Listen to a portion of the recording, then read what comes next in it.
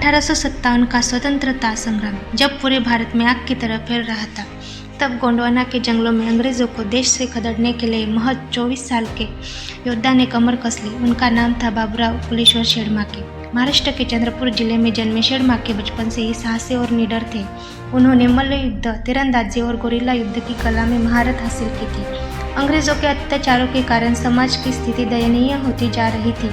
उस वक्त शेड़माके ने 24 सितंबर 1857 को मात्र 500 आदिवासी युवाओं को संगठित कर जंगम दल, जिसका मतलब है क्रांति की सेना, की स्थापना की और अंग्रेजों के विरुद्ध बिगुल फूंक दिया।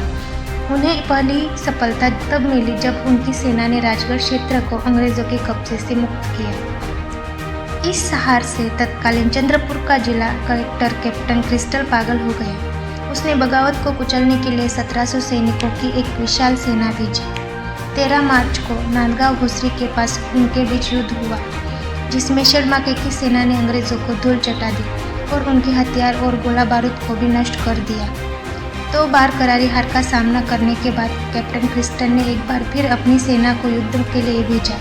संगनापुर और बामनपेट में बाबूराव की जंगम सेना ने उनका सामना किया और ब्रिटिश सेना को फिर से मुंह की खानी पड़ी।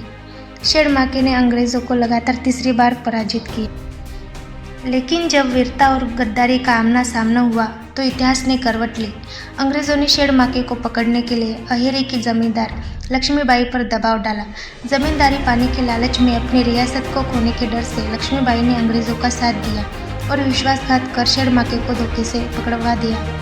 21 अक्टूबर 1858 को चंद्रपुर जेल के बाहर एक पीपल के पेड़ के नीचे शेड़माके को फांसी दे दी गई। अंग्रेजों में उनका इतना डर था कि फांसी के बाद भी उन्हें खोलते हुए चूने के पानी में डालकर रखा गया, ताकि यह पक्का किया जा सके कि उनकी मौत पूरी तरह से हो चुकी है। मात्र 25 वर्ष के अल्पायु में शेड़माके ने देश और समाज के लिए निडर होकर बलिदान दे दिया। गोंडवाना आंदोलन के प्रभाव के चलते भारत सरकार ने उनकी स्मृति में एक डाक टिकट जारी किया, मगर इतिहास के पन्नों में जो स्थान और सम्मान इसे महान पराक्रमी वीर सपूत को मिलना चाहिए था, वह नहीं मिल सका।